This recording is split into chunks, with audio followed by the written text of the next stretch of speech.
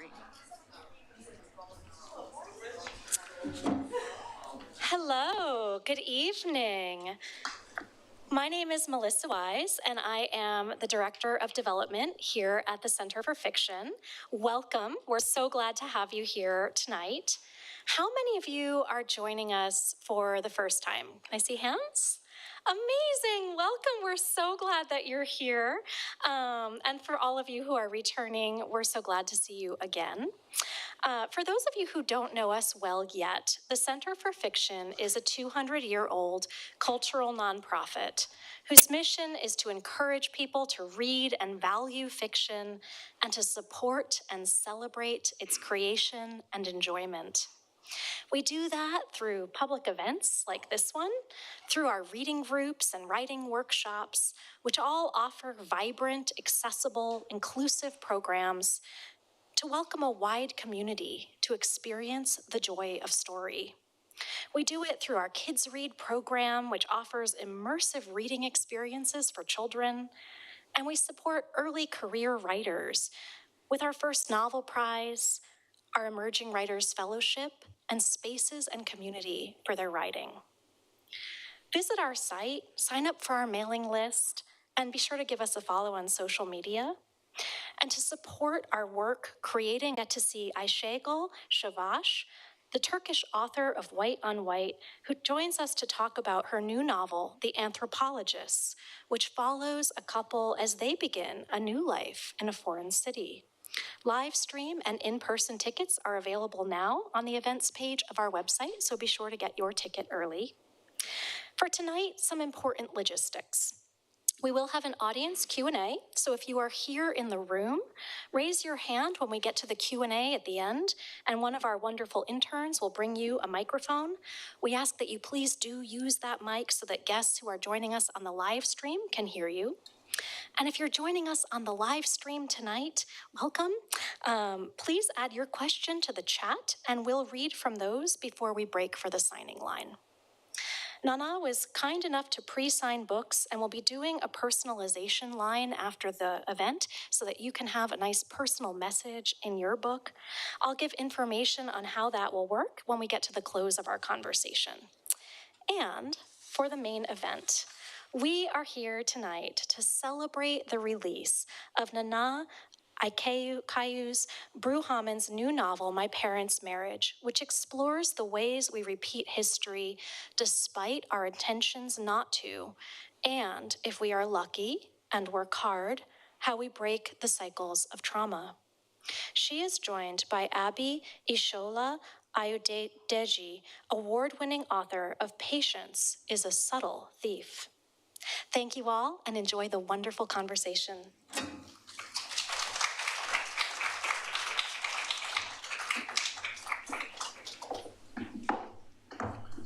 Thank you.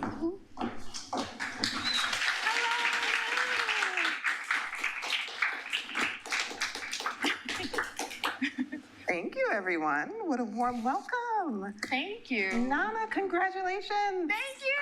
I feel like, right? I've been doing the happy dance since I found out that your book was coming out. You, as you know, hold a very special place in my heart, and I'm so excited for you.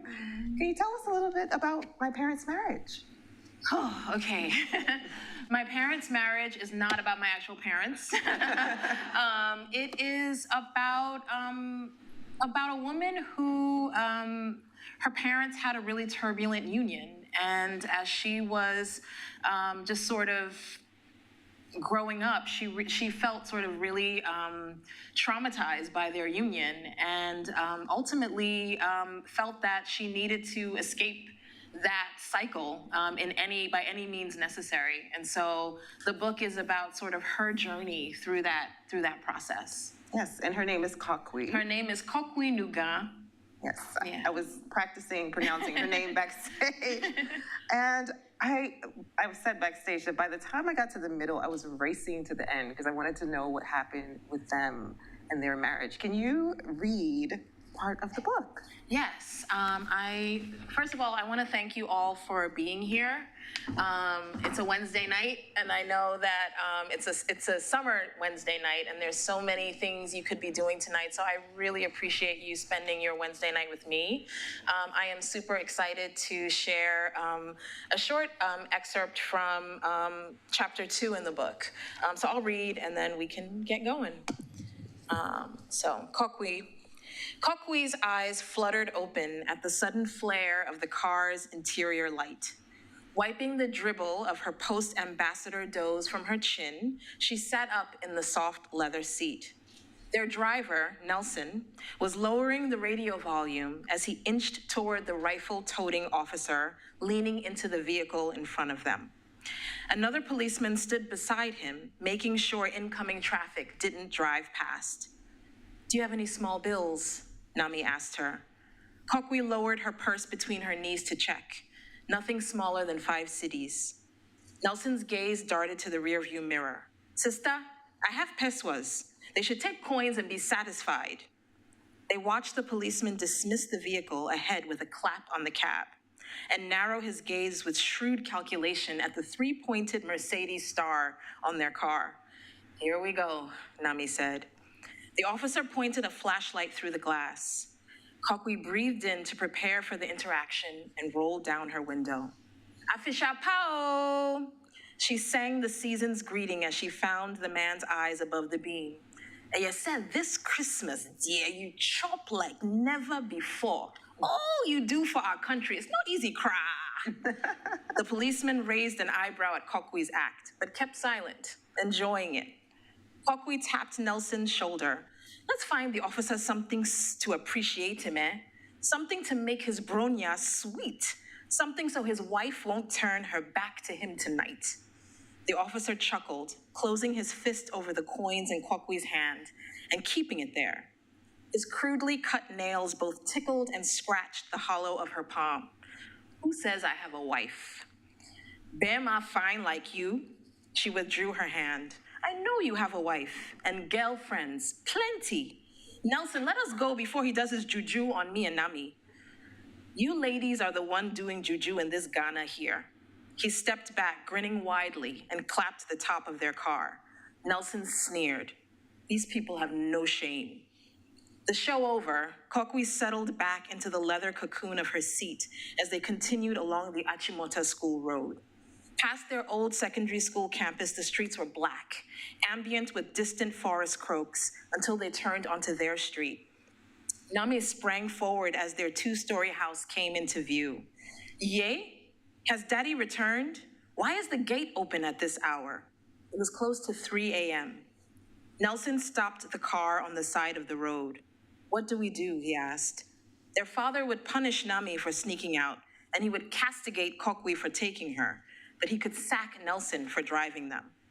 Headlights abruptly presented a new problem, slashing the night through the parted iron. An old Opel screeched out of their compound, a woman screaming out of the passenger side window. "Mauli nuga," she hissed, jabbing a long, skinny arm above the lowered glass. "I curse your daughters.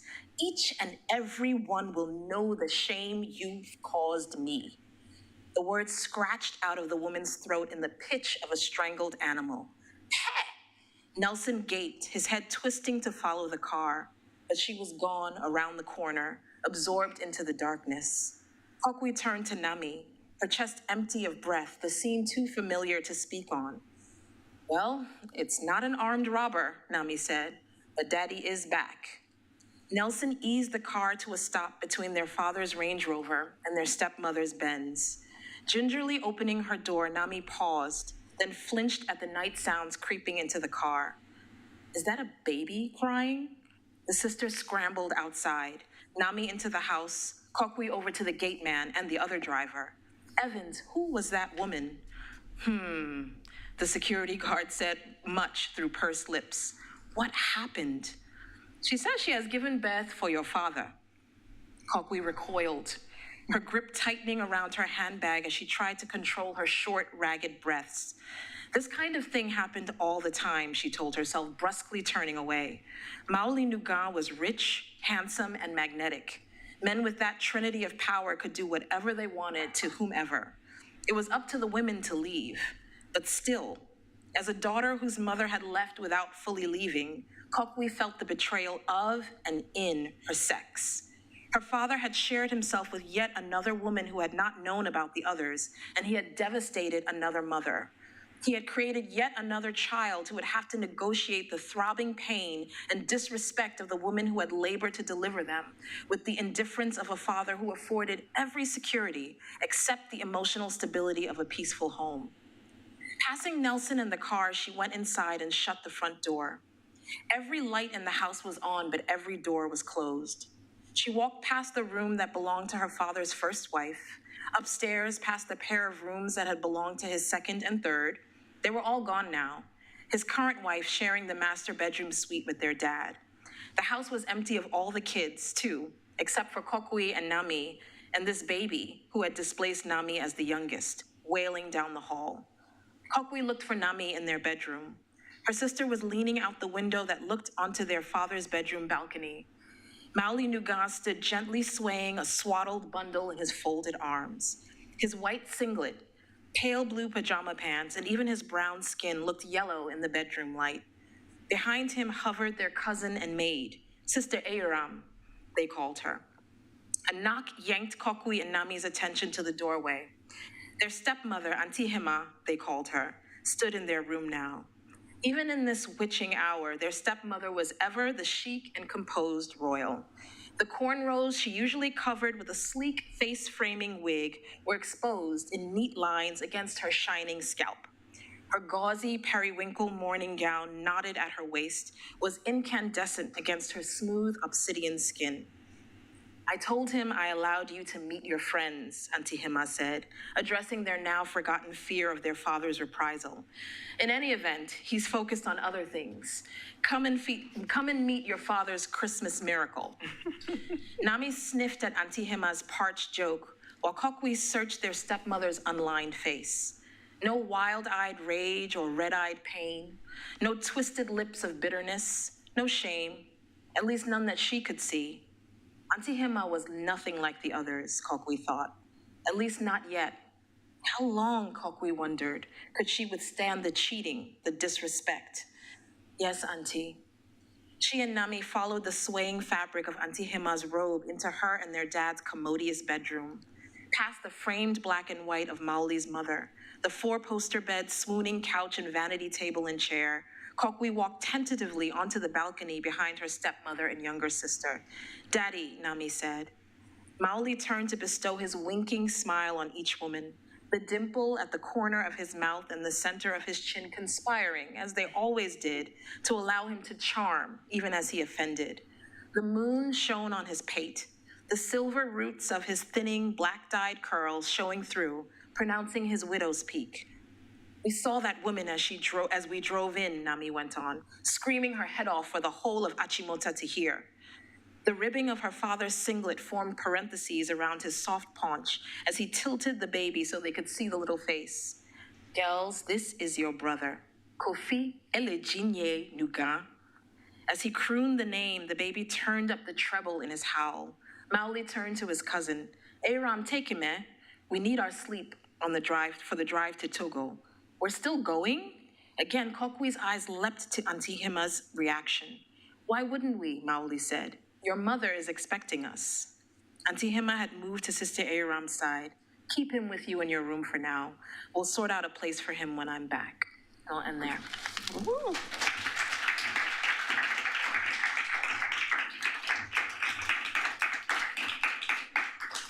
Wonderful reading. Thank you. Polygamy is a loaded topic.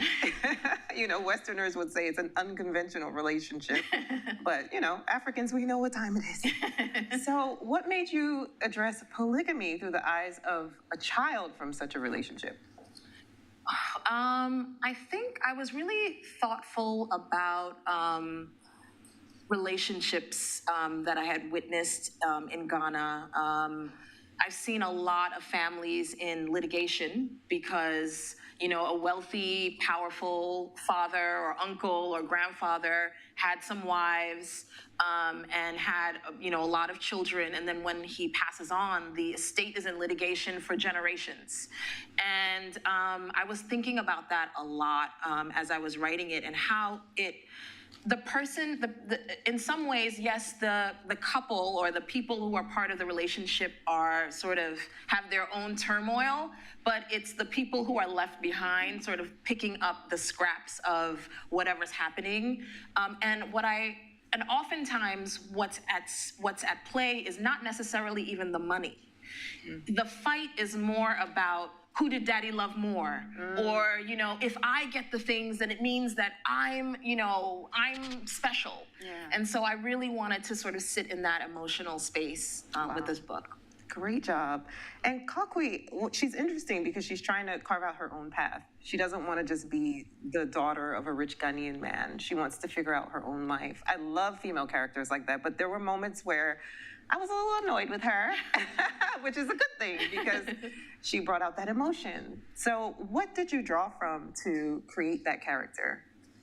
I mean, I drew from, again, people that I knew. I drew a little bit from myself. I think that, as human beings, we're never like fully neat. Kokwe is messy. I think she's a bit, she's snobbish. She's impatient. Impatient. I was like, wait, girl, wait. She rushes things. But I think overall, she's pointing in the right direction, because she's seeing that there's something really wrong. And I think, so they're two sisters, right? Kokwe and Nami are from the same mother and the same father, and so they're quite close. And Nami's focus is like, I'm gonna actually be sycophantic to my dad so that I can inherit this business, and I'm gonna be like that person, the businesswoman. And Kokwe's like, I want nothing to do with this. I don't even want to play this game. And so that's where she's moving, and that's her heart. Yeah. So it informs everything she does. She's a great woman, but she also is a little judgmental towards her mom. Oh, big time. Yeah, page 119. You know how I feel about page 119. So if you could read from page 119. Yes. That would be awesome. I will do that. Okay. She was about to start fresh with Boris in America, Kokwe was, and Nami was at university. In spite of the temporary shutdown, she was on the path to settling her future. Their mother deserved to be free too. Kokwe inhaled the courage to tell her so. I know you're doing what you think is best, but you don't have to remain married to daddy to secure our inheritance. Micheline tore her thigh from Kokwe's palm, lighting up like a flame. You've been married these few weeks and you've come to tell me my life? Kokwe sighed. I didn't come to fight with you, Ma. Then what did you come to do? Micheline resumed knotting the fabric, yanking the material in her fist, twisting it into itself. You have no idea what you will encounter in this life, but know you will have pain upon pain upon pain. The suffering you are trying to outrun will overtake you, Kokwe, and it will push you to your own. Kokwe drew back from Micheline's words, watching them join her fears.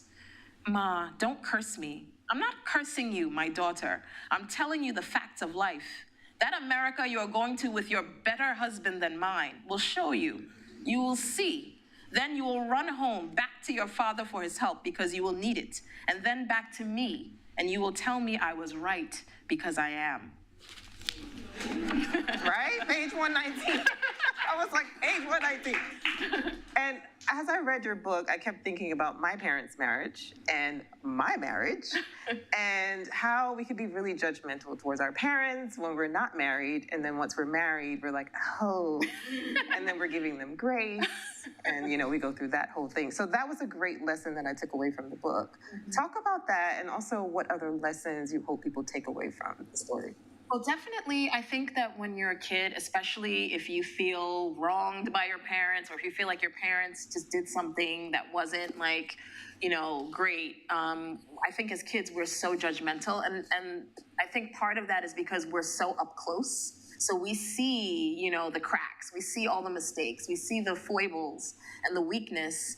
But yeah, once you sort of really kind of are like pushed out of the nest and you start to encounter your own experiences, you're like, oh, and then you start to really respect, the choices that they made, even if they're still not the choices you would make. So that was really important to me too, because I think, yeah. I think that's a really, really great lesson from the book. Also, when I read the book, I thought a lot about Kokwe and how she was somewhat obsessed with the idea of being cursed, as you read in the second chapter. And I thought about this generation, how we talk a lot about generational curses and breaking generational, binds that we have. How do you feel about us now? Do you feel like we're better off now? Do you feel like we have a lot of work to do? I mean, I think that, so the curse is a spiritual language, right? And then the sort of intellectual language is like the patterns that we inherit, right? And I think that I don't know if this is human nature, I don't know, but there's this idea of what you see, you're, in some ways, you're probably going to repeat that, or you're going to react to it in some way. So either like you fall in line and you repeat it, or you like, I want to do something completely different. And I think that in the case of Kokwe and this curse, when this woman says, your daughters will never, I think it's really just affirming something that Kokwe has kind of always felt. I think that as for when you all read the book, when she kind of comes to the knowledge of her father's betrayal of her mom and their family, she feels really sort of in herself broken. And so this woman's sort of uttering this curse is sort of like affirmation of that, and it takes root in her and sort of drives a lot of, the decisions that she makes moving forward. Yeah, and I guess like with our generations, we can see where our parents were wrong, and we know, and we don't want to repeat those mistakes. So those were the lessons I took from your book. Thank you very much. I will add quickly is that, for the Ghanaians in the room, West Africans in the room, and probably many cultures, cursing is a real thing. Like when you curse, if you utter a curse at someone, hey, like that is, like, hey, this person has cursed me. Yes. Like, what are we gonna, I rebuke that in the name of Jesus. Like, no, that's not gonna happen to me. Yes. And so when a person utters a curse, that is taken quite seriously. And I think that for Kokwe, in this culture and in her own sort of heart, she really took that curse to heart. Yeah, and she should. I want to switch to your writing journey. I know your acknowledgments, you talked about this being a long road, it being a hard road, and I know you've shared with me some of the experiences you've had, and you've come a long way from the Powder Necklace, which I love. I feel like I wouldn't be a writer if I didn't read that book. So thank you. Thank you. Yeah. So Thank you.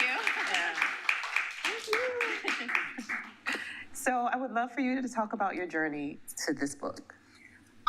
It's funny because so Powder Necklace came out in 2010, and after that I was working on this book that I was like, oh, this is amazing. I had done all this research. It was going to be, for an epic of 40 years of, Ghana, the coups, and it was all these things. And I still have a lot of heart for that book, but as the process, I got rejected like so many times, like for close to a decade, and it was like demoralizing, dispiriting, all those things.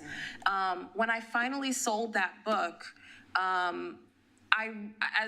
in the process of sort of going through, like kind of looking at it, because I've been working on it for so long, I had to sort of come to Jesus moment where I was like, something, I feel like I need to put this book away because maybe this book is cursed. I don't know.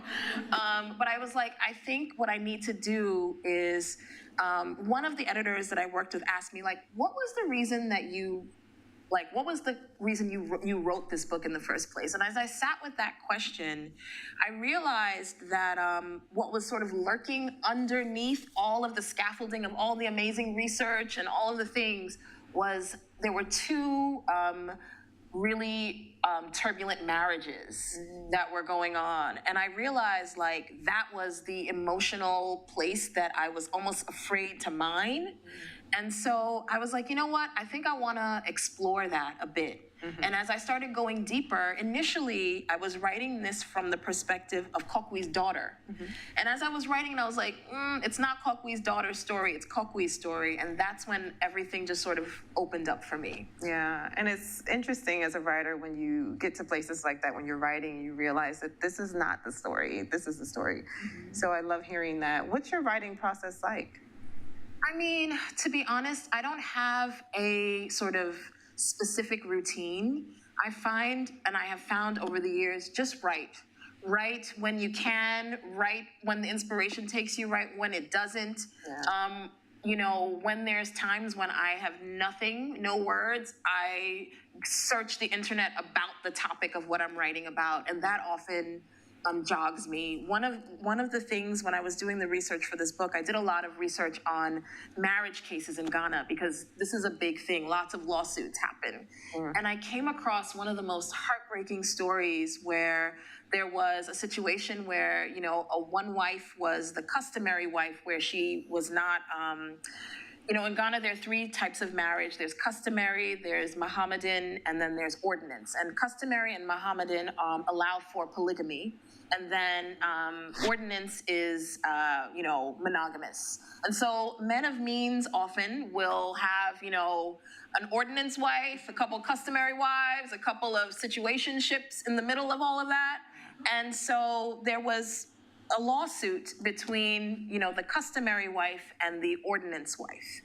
And the judge said to the customary wife, you know, you have to show proof of your marriage.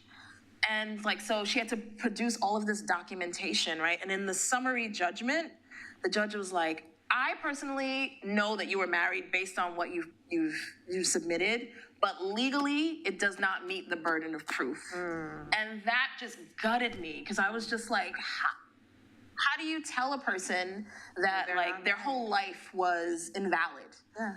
And so, yeah, so that was an example where I was just like, I was like, okay, I gotta get back on this book. Because, you know, it's a real thing. Yeah, so that makes me think about the plot twist in your book, which is excellent. What made you come to that? I know we can't really give that away, but what do you want readers to take away from what happened to this family? And even to Kokwe and her story with her husband. I mean, to be honest with you, I think it's just that, I think first of all, going back to this idea of being judgmental, right? Like, it's very easy to judge a person from the outside looking in, and maybe if you can't imagine like a polygamous household or a polygamous union, it might feel so foreign. But I think I think what I wanted to do was really sort of make these people real, make the stories real, make the situations real.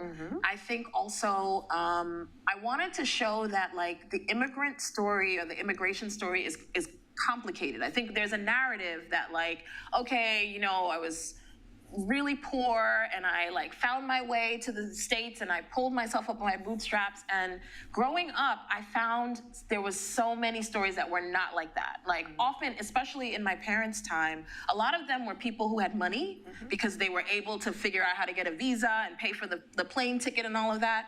And now they're thrust into a situation that is sort of really different. And why?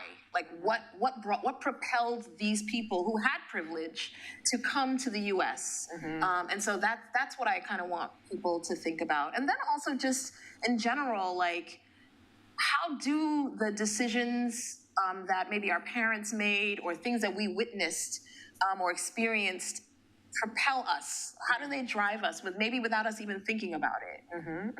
You mentioned that there could be a part two. If there's a part two, whose perspective? I mean, like I mentioned, I initially was writing this from the daughter of Kokwe's perspective. I'm not sure I would maybe go through that, but I think I might talk more about, like, I think this book is more about Kokwi's coming to herself, or I think maybe going deeper into the found woman that she is would be interesting. Yeah, and it's cool because it takes place in the 70s. Yeah. So you would be able to kind of push time. Yeah. So I will be looking out for that. Yeah. Do you ever struggle with writing about Africa? I know a lot of Africans here struggle with what to reveal, how much to say about the country. Do you ever have those problems? I definitely do, but I would say a big turning point for me was when those young ladies, the 276 girls, were kidnapped in Nigeria and Chibok. That was a wake-up call for me that, like, yes, there's so many stereotypes about Africa, and we as Africans want to, promote like the good. There's so many amazing things about being Ghanaian, being, visiting African countries. But I realized that particular situation happened for a lot of different reasons, but a big part of it is the corruption of our governments. Yeah. And that 276, almost 300 young girls could not be moved from one location to another and lost to their families, their communities, their world, unless like certain things were just severely out of place.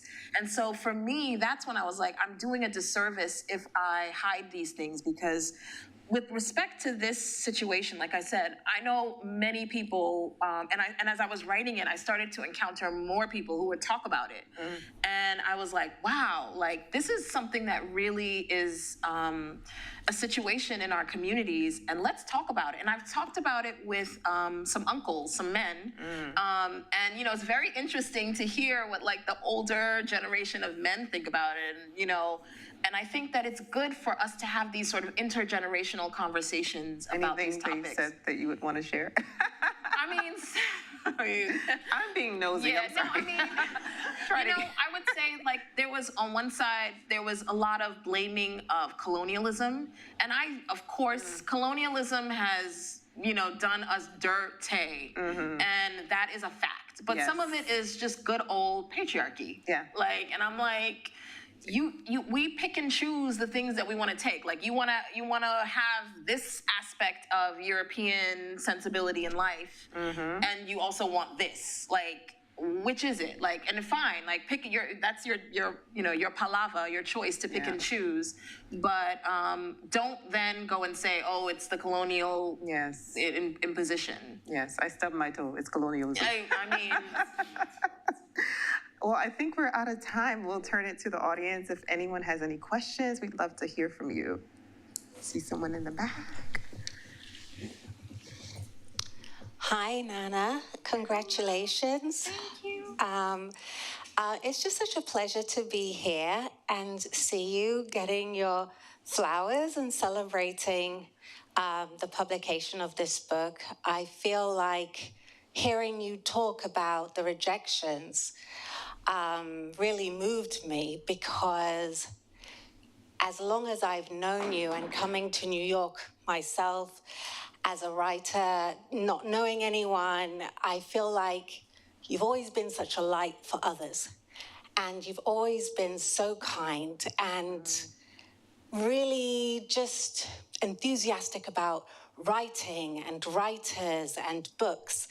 And how have you managed to regenerate and like keep going and produce this beautiful book, which, I loved. My parents' marriage, your writing has always been amazing. I loved The Powder Necklace, but through the rejections, which were totally undeserved, how did you manage to keep pushing and keep yourself together creatively to produce this amazing work?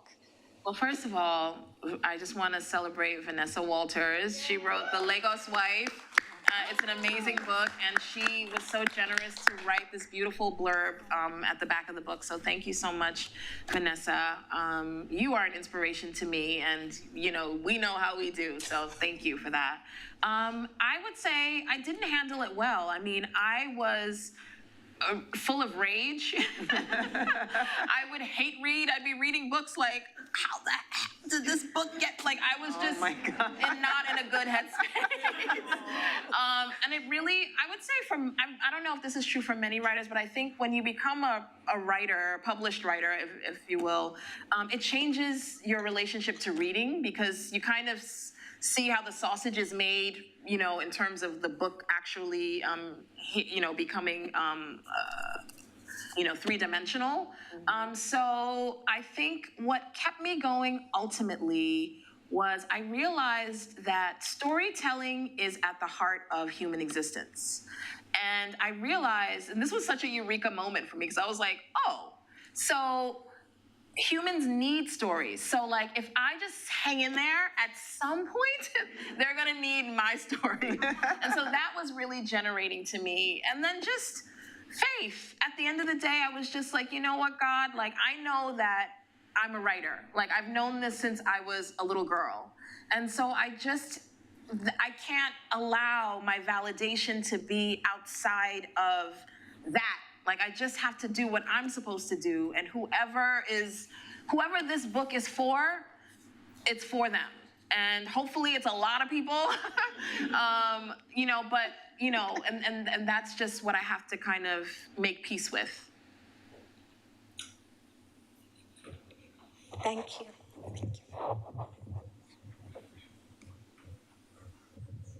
Thank you. Thank you so much, Nana, for joining us this evening. As we were just speaking about the rejection and the process of publication, it occurred to me. So I'm assuming this book was published in the US and things like that, right? And your previous book. I'm just wondering, what is the publication process in Ghana? Why was the need to move from Ghana to come here to publish? Is it that there's no opportunity to publish there? What is that situation like? That's a good question. I actually don't know I've never had a book published by a Ghanaian publisher. I know many, and I'm very connected with the Ghanaian sort of publishing community. But I think I'm born in the US, and I think that as a reader, I want to see our stories here. Because there's a community here. Many in the room are from Ghana or West Africa or from somewhere else, and I think that it's important to show that this is something that's happening here as well. And I'm grateful that, you know, my publisher HarperCollins and Judith Kerr, you know, just saw value in that.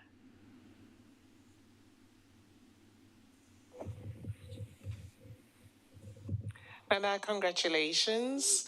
I'm thinking about the characters that you have in the book, and I'm assuming that you've quote unquote lived with them throughout the process. So at the end, and you're talking about the second edition, do you let them go, or what's that process like? Do you hold on to them? How do you let go or not let go at the end of the process? That's a really great question. First of all, thank you so much for being here, Nikki. That's a really good question. I do keep them with me, even if I don't ever write about them again. Like, for me, Powder Necklace, Ishola-Ayodeji is still my girl.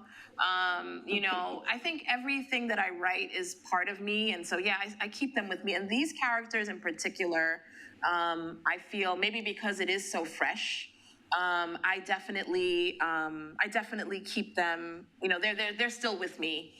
And like I said, I'm really sort of interested in exploring more of their journey. Hi, Nana. Nice to meet you. So I haven't read your book yet, and I'm so excited because I'm bringing this to my book club. So just being here and hearing it from you is like really inspiring.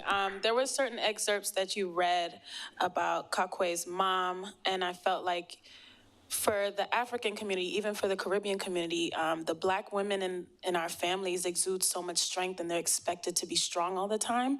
I really appreciated that you noted that. And I also saw that you created a safe space for the protagonist to be authentic and transparent with her mother about her personal life. I feel like thinking about back in the day, you weren't able to do that. And I really appreciate that. So when you're thinking about how you wrote this novel, which I already know you beautifully wrote it, what effect did you want your readers to have? I think I really wanted to write this from a very emotional place because I think that it would have been easy to write about this sort of kind of anthropologically. But I wanted to, there's some moments that when I was writing it, I was like twisting in my seat. I felt uncomfortable. I felt, ugh, because it's somewhat like Kokwe is a little bit messy. She rushes. But I think that I wanted the women in this book to be as real as I could, I had the ability to make them. And I also think there's so much power in the conversations that women have together, both the peer-to-peer and intergenerational. I know that my mom and we are very close, and she has, shared so much with me. But our relationship has evolved in a very interesting way now that we're older, or I'm older, and I wanted to sort of bring that into the book because I think that intergeneration, the wisdom, even though sometimes as young people we don't see it as wisdom at first, the wisdom that they have to share is so real and so powerful.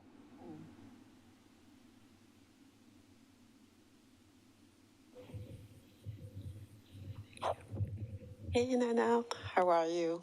Hi. So I have a question for you. Recently, the new elected Senegalese president, President Faye, came out with two wives, and it was a big conversation here, but it looks like in Senegal, from what I read, it was well accepted. So I just wanted to hear your thoughts on that, coming out with two women, two first ladies. Yeah. It's like I think those of us who come from an African context, it's not like a big shock to see a man who has two wives. So I think, of course, in Senegal, the people are not really sort of that moved or bothered by it. I think personally, it's not for me to judge. Like at the end of the day, people, the terms of someone's relationship, that's between the two or three or four of them. But I think that what I wanted to get at with this book is, like I mentioned, I've seen the side of the litigation. I've seen the side of the division. I've seen the side of the upheaval and the emotional toll that it takes. Not necessarily, there is like the kind of fighting maybe sometimes between the women or the jockeying between the women, but the children and the estate. And I wanted to just sort of explore it from that piece. Just thought I'd share it with the world.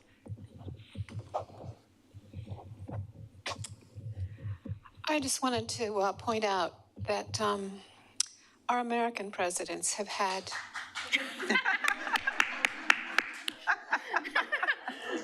and I don't just mean Mr. Clinton. Look at Thomas Jefferson. Mm-hmm. So I think that's really important for me to point that out. It's not considered acceptable here, and for many generations, the journalists just didn't report on it. So the big change is when they reported on it. Mm. And Eisenhower. Sorry, I'll stop. Yeah. I'll stop. I won't do the whole list. But I do think that we need to acknowledge that in some way. You're absolutely 100% correct. Great perspective. Absolutely. Hi, I'm also bringing this to my book club. I'm so excited. Oh, yay. Thank you so much for writing this. I think more than anything, that immigrant experience is so universal and so many different cultures can relate to this. My question is, what do your parents think about this book? Well, when they saw the title, they were like, what? Like, what's going on here?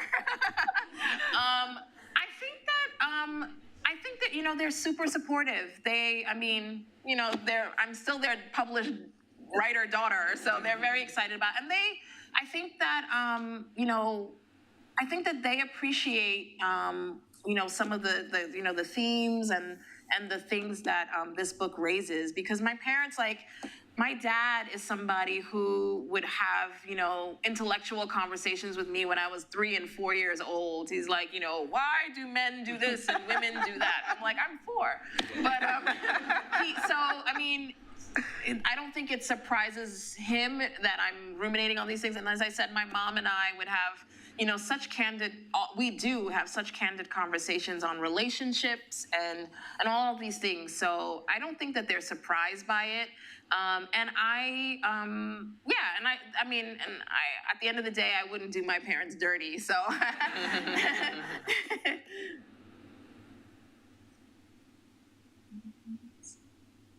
Come on.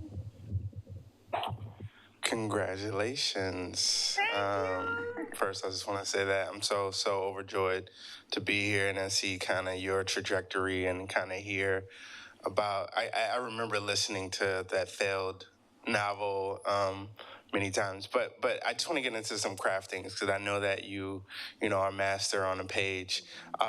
So my question is why the 70s? How did you settle there? How did you decide to kind of set it here? And I even look at the beginning. You have the list of all of the marriages. Can you talk about some of the decisions that you made in terms of the setting, the point of view, and how did you kind of get into this?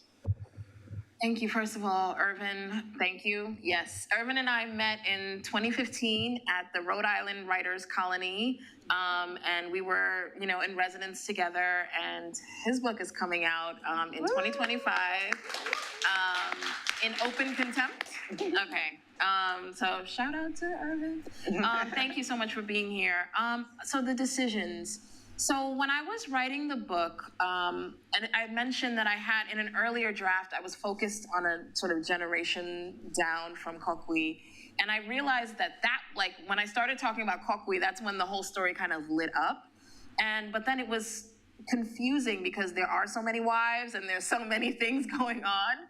And so initially I was like, okay, I think there needs to be some sort of opener that helps kind of anchor it. And initially I was thinking about, many books start with a timeline, but I thought, how interesting would it be if I started with a record of the marriages? So that way you could see, okay, you could see for yourself, oh, he was married to this person and had some kids, and they overlapped with this wife, and that overlapped with that wife, and the divorces. So you could see that sort of plain on the page, so that when you start to kind of get into the more, the nitty-gritties of some of the sort of situations, you could, if it's confusing, go back to that, or you can, it would situate you to do that. I set it in the 70s because in the 1970s, in 72, General Ignatius Achampong overthrew the government, and he became the president of Ghana, or the head of state. And under his administration, it was known specifically as sort of the girlfriend administration, because the soldiers would have girlfriends out the wazoo, and they were actually using the nation's purse, spending money on these women, and it was such a big part of the culture at that specific time. So I wanted to sort of set that in that sort of atmospheric environment in the story. So that was important to me. And then just, like I said, I wanted it to come from an emotional space rather than an anthropological, I didn't want to, have any judgmental conversations about whether polygamy is right or wrong or any of that. I just wanted it to come from, again, this really emotional place. You did that very well. Thank you. Yeah. Thank you. Any more questions? Is it your hand up? No? Okay. It actually looked like a family tree at first. I was like, what? And his name was on each of. I was like, oh, these are okay. Yeah. Yeah, and I was thinking about that too. I was thinking about a family tree, but then I thought again, because the law is so specific around marriages in Ghana, I thought that was also a really interesting way to reveal the kind of tension between colonialism and tradition in Ghana, because the ordinance is the colonial introduction to the culture, and it caused tension, because a lot of women were like, yeah, I want to be the only wife, like this is great for me, and a lot of men were like, no, this isn't great. And so, it's just kind of, again, really interesting for me to think about that, like showing like customary and ordinance, and this one he married customary and this one he married ordinance, and what did that mean? And I hope the reader is curious enough to keep sort of, digging until they get to the end. Yes. Well, since there are no more questions, I'm going to ask, what's next? I know you're doing this. Well, Lots of touring, right? I think I'm just thinking about what's next writing-wise. Yeah. Like I said, these characters are fresh with me, so, maybe thinking about that, how do I kind of continue the story? But yeah, just kind of enjoying this moment. Yeah, please do. Don't let me rush you. But thank you so much for writing it and for being the person that you are. Oh, thank and you. congratulations again. I'm so excited for you, and it seems that you have a lot of people that feel the same way. And yes, Thank we're you, so thank happy you, thank to be you. here. Thank you all.